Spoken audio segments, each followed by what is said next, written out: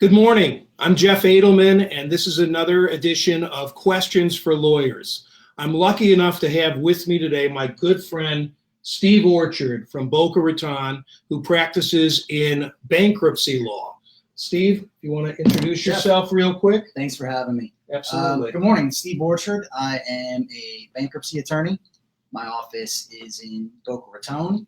I'm a sole practitioner, and I've handled a great variety of bankruptcy cases, big and small, individual and corporate. And I know Jeff has some questions for me today about bankruptcy, what it is and what it entails. So I'm happy to be here and happy to answer some of these common questions that a lot of people are asking. And we do get a lot of questions, believe it or not, with personal injury and, people call me about all sorts of different legal issues. But when you get a call about bankruptcy, people usually start out with, I'm in a lot of debt, something bad happened, I can't get out of debt. I'm sure that's the call that you get too. What is your procedure for determining whether somebody should or should not file for bankruptcy? Well, the situation you just described is pretty much the phone call that I get every time.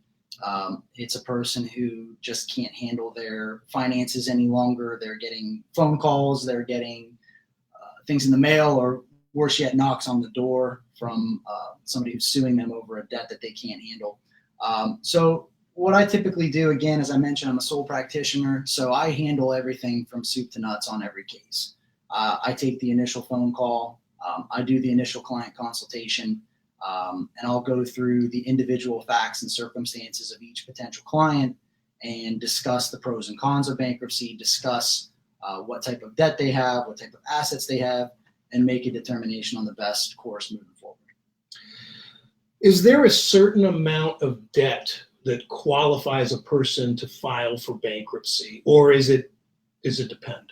It does depend. There's no hard and fast rules. So there's nothing in the bankruptcy code that says you have to have X amount of dollars of debt to be eligible for bankruptcy. So anybody with $1 worth of debt theoretically can be a candidate for bankruptcy. It's a matter of whether it makes sense or not. And everybody has a different tolerance level for collection efforts. Nobody likes to get a phone call or a knock on the door, but I have some clients who we come to the conclusion that's all that's going to happen, so bankruptcy may not be necessary. And then there are others where we say bankruptcy is the only way to go and the best way to go. But as far as a debt threshold, there really isn't a threshold. Well, I guess when somebody comes to you, are they automatically going to be getting a bankruptcy from you, or do you offer other services as well? I do offer other services. There's, I'm what's called a debt relief agency. So I have two responsibilities. One is self-imposed as a practitioner. The other one is mandated, where I actually am required to look at non-bankruptcy related options for every client. And we'll go through that approach and determine whether bankruptcy is the right thing or not. We may end up doing debt settlement and negotiation for the client and keep them out of bankruptcy. And there are sometimes, Jeff, where somebody walks out of my office and I've come to the conclusion that they don't need bankruptcy. They don't need any type of debt relief. They may be uncollectible and they may have that high tolerance level for phone calls and other things where they're not concerned about it. So they may walk out of my door having just gotten information about their circumstances, feeling better about it, and we may not do a bankruptcy or debt negotiation or anything at all. Okay. I don't know if those are questions coming in from the audience, but let me ask you this. When somebody does declare bankruptcy, does that mean that they don't have to pay any of the debt back? That's a good question, and I get asked that very often when I'm in a consultation with a client. To some extent, yes, that's exactly what it means. It means that the person who goes through the bankruptcy process and does the right things, fills out the right forms, shows up when they're supposed to show up, they will get this piece of paper at the end of the process called a discharge. And that means that they are not legally obligated to pay the debts that they've properly scheduled and given notice to their creditors on. Just like everything in the law, there are exceptions to that. So although credit card debt and other types of what's called unsecured debt may be forgiven and discharged in a bankruptcy, home loans, automobile loans, student loan debt, domestic support obligations such as child support or marital support, alimony. Those types of things may not be discharged through a bankruptcy. What about medical debt? Unfortunately, I know we're not a political conversation here today, so be it as it may, what you think of our climate with the healthcare system, the fact of the matter is a lot of people, unfortunately. Hold on for 1 second. I figured out what's going on. Hopefully that will take care of the dinging. No problem. I thought it was just a lot of interest in what we had to say here. Oh, there's 100 questions. There's 100 questions. You're going to be here for the rest of the day. Maybe you're just a popular guy. I don't know. You are. Please. Thank you, Steve. So medical debt, unfortunately, I've worked with a lot of clients over the years who they are only in my office or they're only talking to me because they've had some type of a severe illness. And unfortunately, even some people that have medical insurance, I'll keep going. Yeah, I'm sorry. That's all right. So even people that have proper medical insurance, unfortunately, if they've suffered some type of severe medical illness, the co-pays that accompany that or denial of claims may lead them to bills that they can never realistically afford to pay. And rather than having their credit impacted for the next 5, 6, 7, up to 10 years, we may do a bankruptcy for them to avoid that circumstance and relieve them of that debt. But yes, unfortunately, medical debt is a prominent reason why people will seek bankruptcy relief. What do you charge when somebody comes into your office? Well, the first consultation that I provide is complimentary. So it's my pleasure to provide a service to the community and provide a service to individuals who are going through a tough time and sit and evaluate their circumstances. As you know, somebody may walk in your door. I know that you oftentimes will give free consultations as well. There are some times where we are able to help, and that's great. And then we'll be compensated for our time and expertise moving forward. But if we're unable to help, or if there is a reason why we're not needed, it doesn't make sense to take a fee from a person who's already been through a tough time. So I'll offer a complimentary consultation for anybody who's seeking bankruptcy advice and sort of see where it goes from there.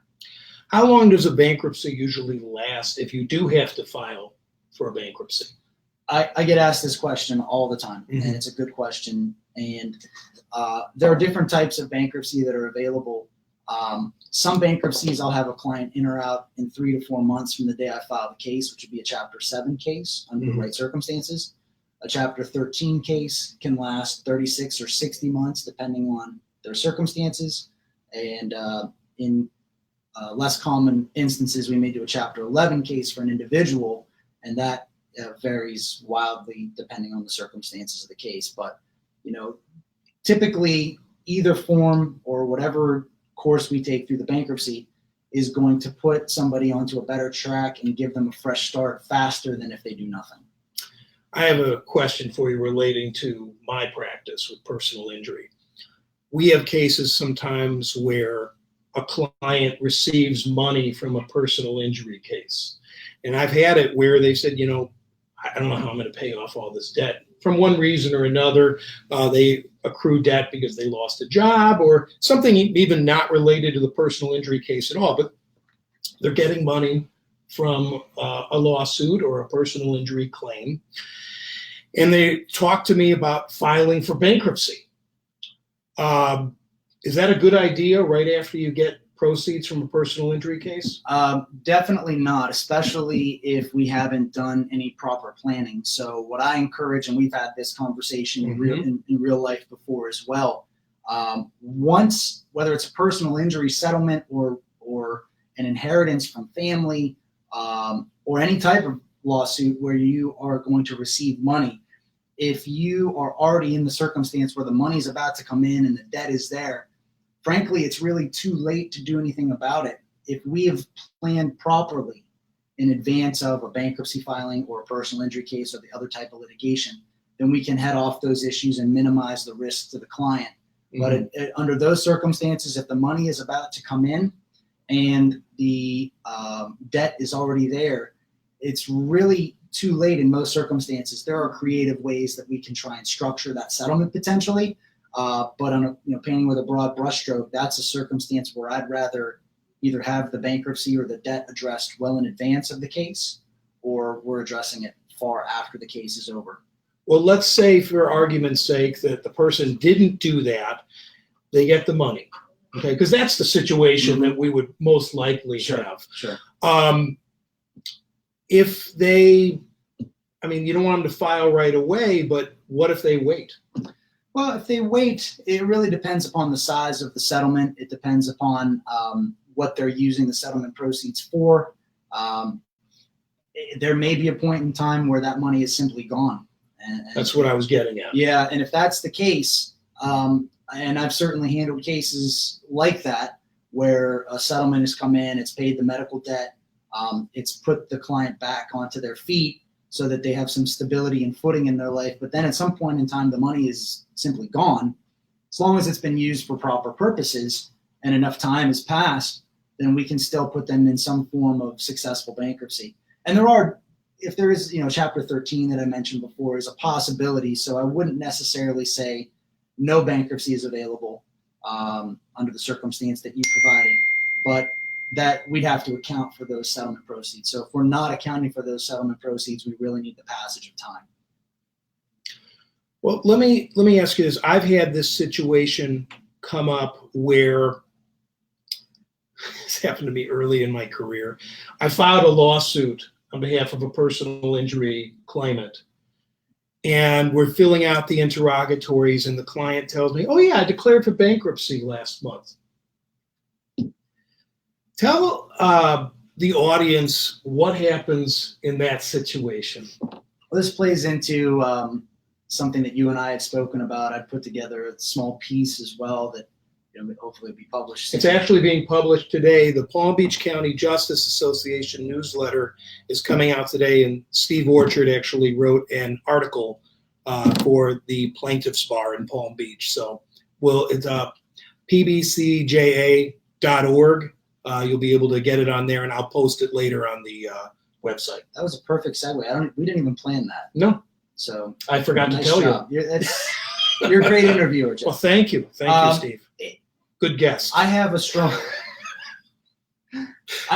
belief that this question is something that should be asked by personal injury practitioners. Really, anybody who's in litigation at all and you're about to file a lawsuit on somebody's behalf, it's important to know their financial circumstances. I know sometimes we don't like to pry into things that we think might not be our business, so to speak, but the situation that you just mentioned there is critical. If somebody is already a debtor in a bankruptcy case and you're about to file a lawsuit on their behalf, the lawsuit itself might be an asset of the bankruptcy estate. So just like a car or a home or money in a bank account, we don't think of these things necessarily. And sometimes the client doesn't think of that too. So I'm sure the client that you spoke with was very innocent and it wasn't intentional, but they don't think sometimes that this lawsuit I have is an asset. They don't think of it like that. But that's the way that the bankruptcy code looks at something like that, the way trustees and creditors look at it. A lawsuit or the ability to bring an action against somebody who owes you money for any reason is an asset of the estate. So unfortunately, that situation you were put in years back, you now know to ask that question ahead of time. Well, I do ask those questions, but this person actually did it after I filed the lawsuit, which still baffles me to this day. And once I found out, we agreed to voluntarily dismiss the case without prejudice. And I think you can understand why, because every penny I would have gotten basically would have gone to the creditors. Yeah, I mean, that's why it is really critical, in my opinion, that, particularly the article that I wrote was a suggestion for personal injury practitioners just to add this as a standard question during the client intake. Just ask the client whether they are having any financial difficulties, whether they're contemplating bankruptcy, whether they've consulted with a bankruptcy attorney, whether they are current on their rent, current on their mortgage, current on car payments, because those could be some telltale signs. If they are not current on those things, those are telltale signs that you might be dealing with a client who is looking at bankruptcy or maybe in bankruptcy shortly. And it's important, whether it's me or any other bankruptcy attorney, it's important that we're consulted and that that bankruptcy fits into the puzzle that you're putting together as a practitioner. Well, Steve, I appreciate you being with us today. Is there any last minute advice you'd give to anybody who's contemplating a bankruptcy? I encourage everybody that I speak with about bankruptcy, everybody that I network with, and every potential client, speak with a bankruptcy attorney early on in the process. The earlier we consult, the more options that are available to you. Again, my goal for a client is not to put them into a bankruptcy. My goal is to keep them out of bankruptcy if at all possible. And if we do have to file a bankruptcy case for them, if I'm given the advantage of time where I can identify issues like personal injury cases, divorce, inheritance, I can identify those issues and I can do proper planning for bankruptcy. So my most important piece of advice to practitioners and to people that are contemplating bankruptcy, speak with a bankruptcy attorney very early on in the process to give yourself the best chance of success. Steve, thank you so much for Jeff, being here. Enjoyed it It very really much. has Thank been you. a pleasure. Thank you. Always. You know, I anytime I have a bankruptcy issue, you're always there for me. And again, it's important in every area of law to know other people, because especially with personal injury, you kind of deal with so many different areas. That's why I'm able to bring so many people on here. But I really appreciate you taking the time. Can you tell the audience how they can reach you? Sure. My office is in Boca Raton. My website is www.orchardlaw.com. My office phone number is 561-455-7961. And I'd be happy to speak with anybody about financial issues that they're encountering, the practitioners that have potential problems that a bankruptcy attorney may be beneficial for. Happy to take those phone calls or inquiries. Thank you, Steve. And again, I'm Jeff Adelman. If you ever have any questions, my number is 954-341-2777. We'll be doing another Questions for Lawyers on March 12th with my good friend Douglas J. Rudman, criminal defense attorney. I'll tune in for that one. Yeah, it'll be worth your time. I can assure you that. But I hope all of you have a wonderful day, and thank you so much for watching. Thank you.